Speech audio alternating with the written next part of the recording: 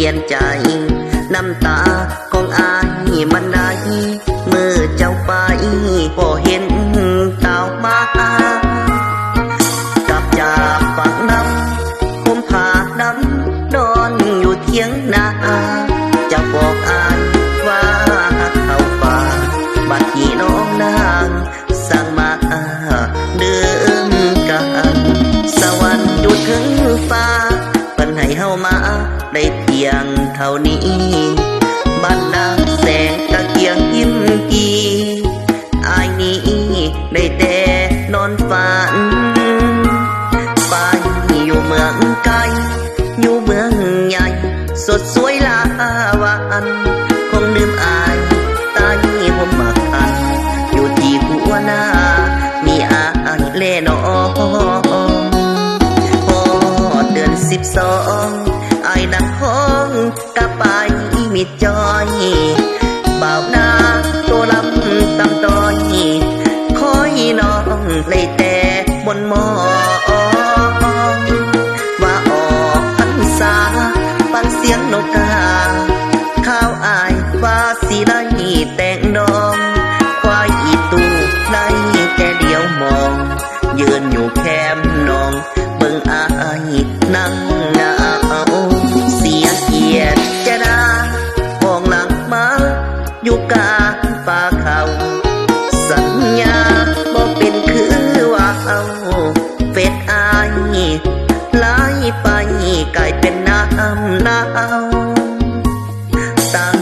ใจเฮ็ดนาเกี่ยวเข้าทากะย้อนฟ้าเจ้าสิเฮ็ดจังใดเด้น้อเฮาบอกคือคำเว้าจะเอาทิ่มใจอายไว้ปานนา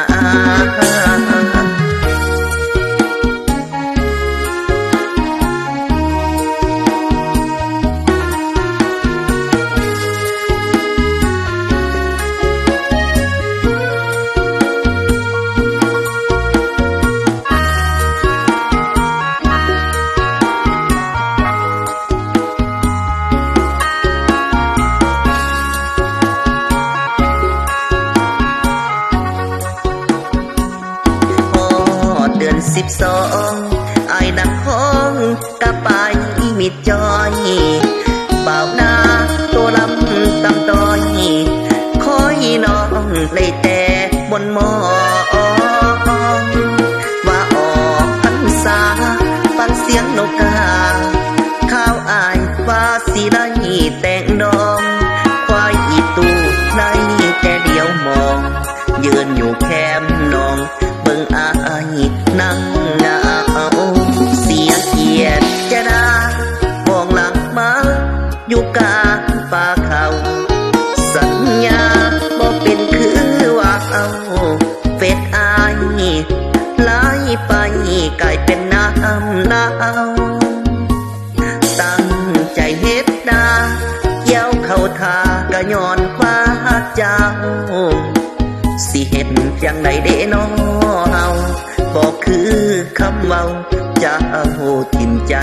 อายไว้ปานนา